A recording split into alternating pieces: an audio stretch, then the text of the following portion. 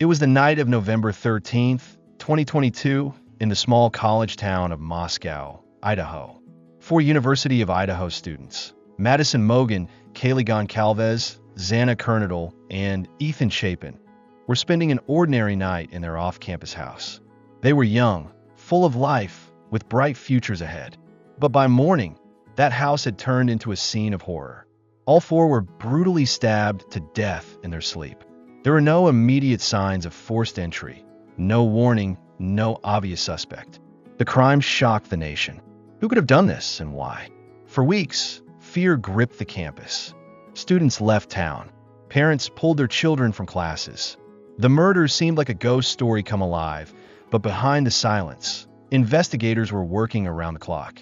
The breakthrough came from tiny details: a knife sheath left behind at the scene, surveillance footage of a suspicious car, and cell phone records that placed one man in the area far too often to be coincidence. That man was Bryan Kohberger, a 28-year-old criminology graduate student living just miles away. The irony was chilling.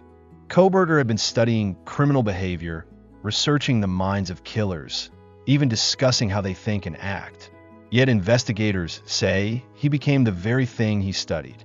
When police arrested him, they had a web of evidence: DNA that matched, phone pings that traced his steps, and surveillance that put him near the victim's home on multiple nights.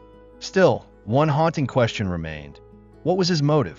In 2025, Kohberger confessed, accepting a plea deal that spared him the death penalty but sentenced him to 4 consecutive life terms in prison.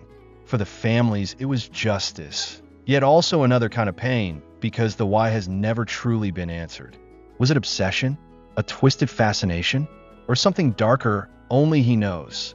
To this day, no clear motive has been revealed, leaving a hole in the story as deep as the loss itself. Madison, Kaylee, Xana, Ethan. For young lives ended too soon. Their laughter silenced, their dreams cut short. This case is not just about a killer and his crime.